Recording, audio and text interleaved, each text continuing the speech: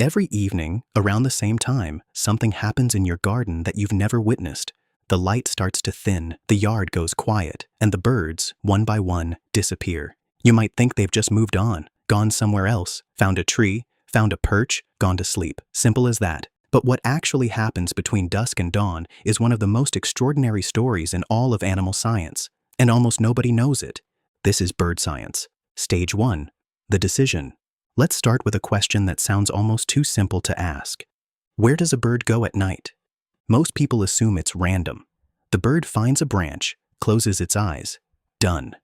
But researchers who've spent years tracking individual birds with radio transmitters have discovered something remarkable. Birds don't choose their sleeping spots randomly at all. They choose them with extraordinary precision, and they choose them in advance. In the hour before sunset, a bird's behavior changes completely. It stops foraging, it stops singing, it enters what ornithologists call the pre-roost phase, a window of quiet, deliberate movement in which the bird is solving a problem. Where is the safest place within my territory to survive the next 8 hours? That calculation involves dozens of variables: wind direction, distance from a predator's known range, the density of surrounding branches, enough to conceal but not so thick that escape is blocked, temperature exposure, even the angle of the sleeping spot relative to the prevailing night wind, because a roosting bird that faces into a headwind will lose body heat twice as fast as one that's positioned correctly. The bird isn't finding a spot, it's engineering one. And here's what makes this even more remarkable. Many species return to the exact same roosting site, night after night, sometimes for their entire lives. Researchers tracking European robins have found individual birds returning to the same 6-inch section of the same branch for over 3 consecutive winters. Not the same tree, the same branch, the same spot. It's not habit, it's knowledge, hard-won, carefully stored knowledge that exact location kept them alive. Stage 2. The body slows down. Once the bird settles, something extraordinary begins to happen inside it. Its core body temperature drops. Not by accident, deliberately, voluntarily. In a controlled physiological process called regulated hypothermia, many small birds lower their internal temperature by up to 10 degrees Celsius during the night. Some species go further. Hummingbirds, which burn so much energy during the day that they'd starve by morning if they didn't, enter a state so deep it has its own name: torpor. In torpor, a hummingbird's heart rate drops from over 1,000 beats per minute to fewer than 50. Its breathing slows so dramatically that if you didn't know what you were looking at, you might think something was wrong. Its body temperature can fall to just a few degrees above the surrounding air. It becomes, in almost every measurable sense, temporarily cold-blooded. Why? Because warmth is expensive. A small bird has an enormous surface area relative to its body mass, which means it loses heat fast.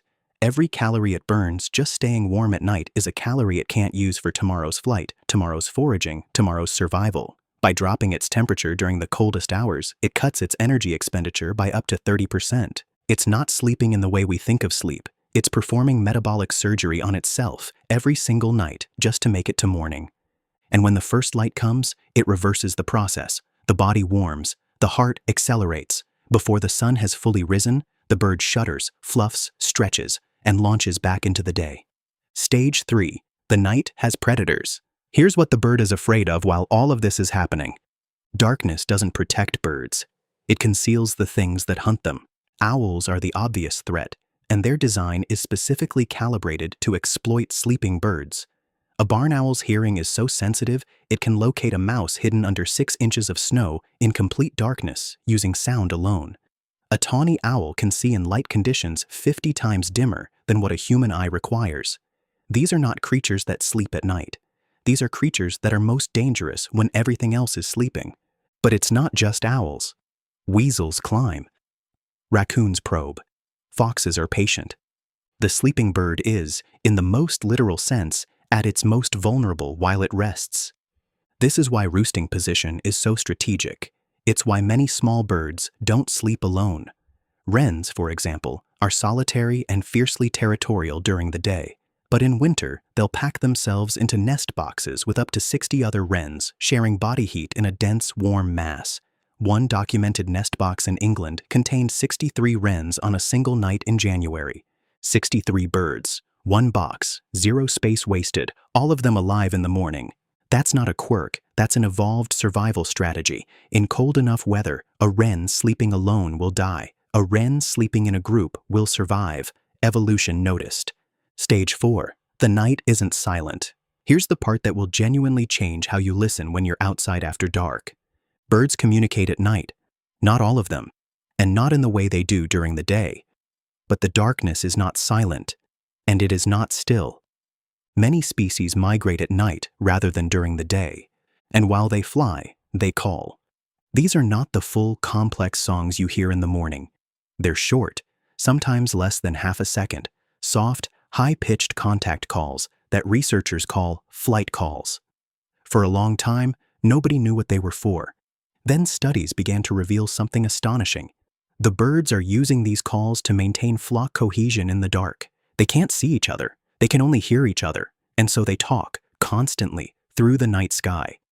If you go outside on a quiet autumn night and stand still for 10 minutes, you will almost certainly hear them. Faint, thin chips of sound from somewhere overhead, gone almost before they register. Those are birds, hundreds of feet above you, navigating by starlight, calling to each other in the dark. People have stood under that sky for thousands of years without knowing what they were hearing. Now you know. Stage 5. What this means for your garden. All of this happens within a few hundred meters of where you sleep. The birds that visit your feeder during the day, the ones you've watched, named, waited for, they don't leave when they leave your yard. Many of them roost nearby, in the hedgerow at the back of the garden, in the dense ivy on the wall, in the gap behind the loose fascia board on the shed roof that you've been meaning to fix for 3 years. And the choices you make during the day directly affect their survival at night. A garden with dense hedging and layered planting, shrubs beneath trees, with ground cover beneath that, gives birds the structural complexity they need to find safe roost sites. A garden that's been pruned flat, where every branch is tidy and exposed, offers nowhere to hide. The bird has to travel further to find safety. In winter, in wind, in cold, that extra distance has a cost. Water matters too. A bird that can drink clean water in the evening enters the night better hydrated, better insulated, better prepared for the metabolic demands of torpor. A frozen bird bath on a January night means some birds will go without. A heated bird bath, or even a bowl you pour warm water into at dusk, can make a genuine difference to which birds are still alive when February comes. And if you want to take it one step further, a nest box mounted on a north-facing or east-facing wall, away from prevailing wind, away from direct sun, gives small birds, particularly wrens, tits, and sparrows, a thermally stable cavity they may choose as a roost site for years, not to nest in, just to survive in. You won't see them go in. You won't see them come out. It'll happen at the edges of the light, in the minutes when the day is giving up and the night is beginning. But they'll be there, inside a box you put on a wall. Getting through the dark. There's a final thing to say, and it's the one that stays with you.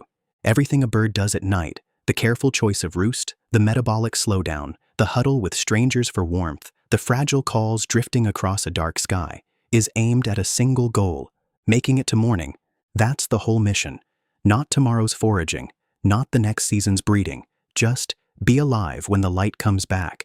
And every morning, when you step outside and leave seeds on the table and the birds arrive, the robin from the ivy, the sparrow from the hedge, the wren from whatever impossible crevice it found shelter in, you're watching the survivors.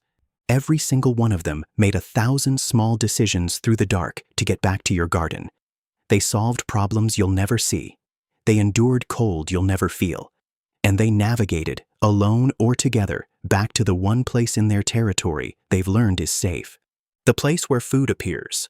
The place where you are. Next time you see them arrive in the morning, you'll know what they came through to get there. If you want to know exactly what to plant to create a safe roosting habitat for your garden birds, and which nest box designs actually work through winter, that's coming in the next video. Subscribe to Bird Science, leave a like if this opened up a part of the night you'd never thought about, and tell me in the comments, have you ever heard the night calls of migrating birds overhead? Because once you know what to listen for, you'll never stop hearing them.